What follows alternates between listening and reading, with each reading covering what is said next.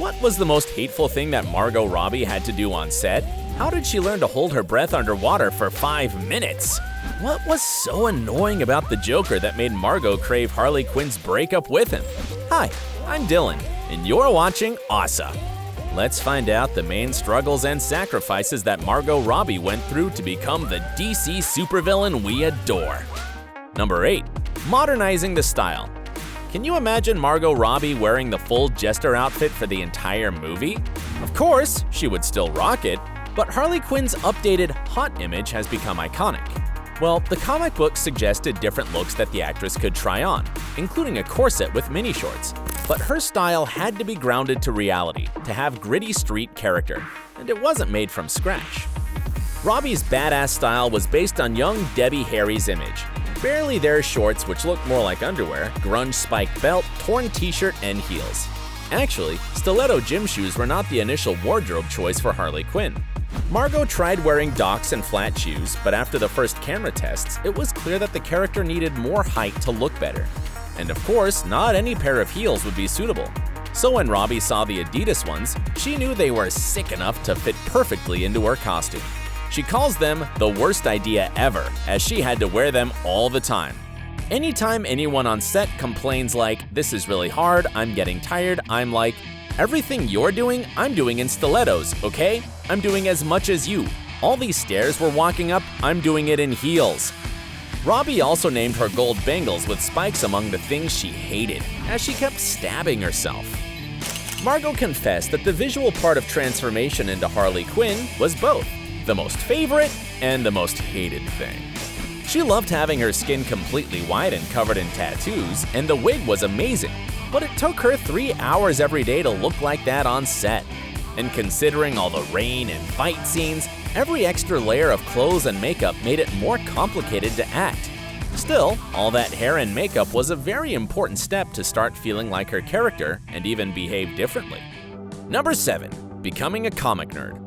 Though the role of Harley Quinn was not something Margot Robbie had to fight for, her transformation into the villain protagonist was far from easy.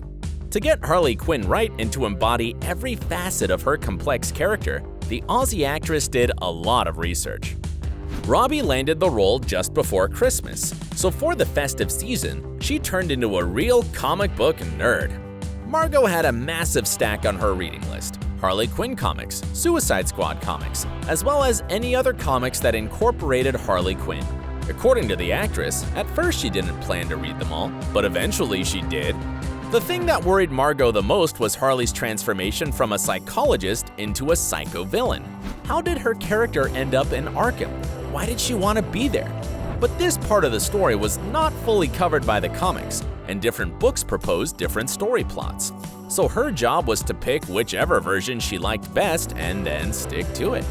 In addition to that, Robbie dived into online forums to learn more about fans' attitude to DC's iconic character. The sole thought of her role was daunting, and the actress had moments of panic.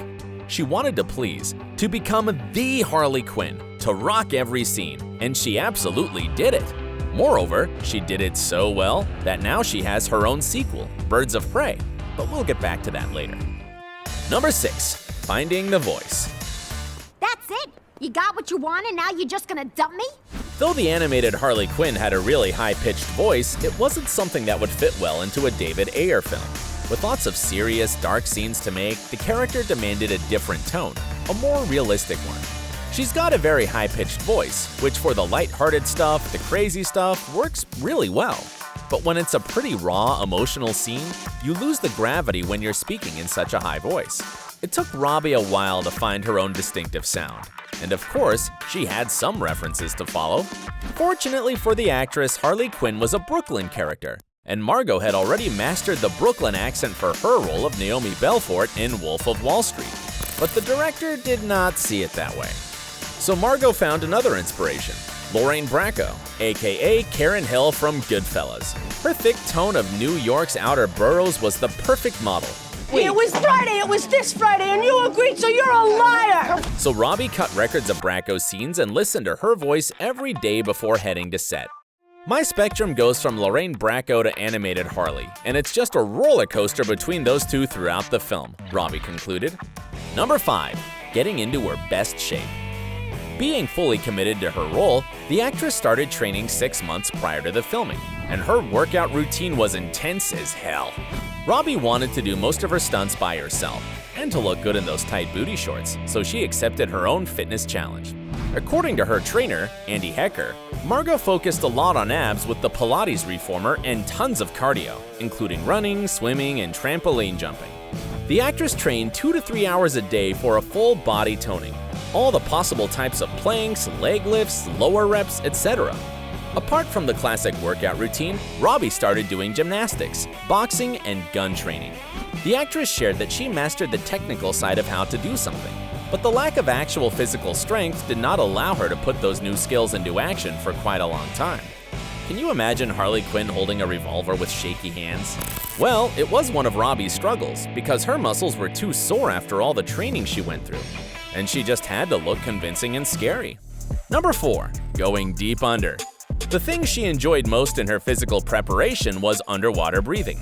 Margot was trained to hold her breath up to 5 minutes, and now she calls this skill her new party trick.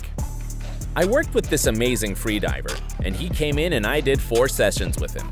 It's all about lowering your metabolic rate. You kinda like meditate underwater. It's what freedivers do, but it's amazing.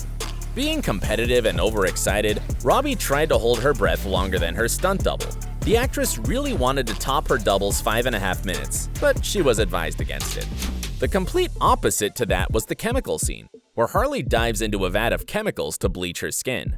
Robbie calls it the most unpleasant thing she's ever done in her entire life. As the actress shared, "It was like this gluggy paint stuff that was so far in my ears and up my nose, and I was choking on it underwater, and I couldn't breathe, and I tried to open my eyes, and it would glaze over my eyeballs, and I could only see white.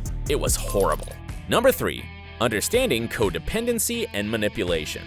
Although Margot studied everything she could find about her fascinating character, there was one thing she could not get on her own: the Joker obsession. I just don't understand how she could be such a badass and then fall to pieces over some guy. I found that really frustrating. The actress struggled to get why fans loved that complete devotion to a guy that treated her so badly. But everything changed after the play titled Fool for Love, which Robbie read following the recommendation of her acting coach. The play opened her eyes to extremely dysfunctional relationships and pushed her to learn more about codependency. As a result of her long research, Margot found sense in Harley's behavior and felt empathy for her. She saw her character as an addicted person, an alcoholic in need of a drink. Quinn was compared to Hannibal Lecter in terms of how she could get into someone's head with the power of words and then leave the damage. Contrary to Robbie's natural non-conflict behavior, her character feeds off of confrontation. The director encouraged her to learn to be really mean on set while they rehearsed and improvised. So the actress had to notice her colleagues' weak spots, get in there, and make them squirm and feel self-conscious. She confessed to feeling awful, but that's what the role demanded of her. Number 2. Improvising with Joker. How did it feel to play alongside Jared Leto? Robbie compared it to having front row seats to an incredible show. Her co-star was incredibly committed, and he raised the bar all the time. Margot never knew what was on his mind and what would happen in the next moment, and being a method actor, Leto didn't do rehearsals. So with all that unpredictability, the actress had to go with the flow to catch and match the palpable energy on the set. To relate to Quinn's psychologist background, the actress learned the basics of different mental illnesses. She had to crack the Joker, so she used MMPI tests, which are used to determine what mental illness people might have. Robbie studied about 500 questions and learned to use them during her improvisations. What would catch Joker off guard? How would he react? There was a lot of trial and error, but that was one of the things that Margot enjoyed most. Number 1. Breaking from the shadow. Although Margot Robbie nailed playing Joker's crazy girlfriend, she truly wanted to see Harley Quinn's on-screen emancipation. Robbie saw her character as one who has strength to overcome her addiction, even in the face of Joker, and to have her own fascinating story. In Birds of Prey, Harley Quinn breaks up from her psychotic paramour, and the actress finds this plot twist far more relatable.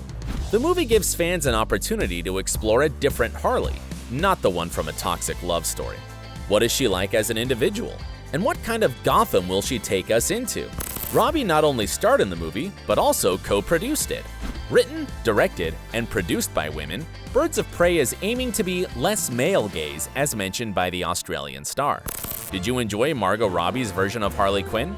What step of her preparation for the role do you find the most difficult? Share your thoughts in the comments and subscribe to our channel. And as always, stay awesome!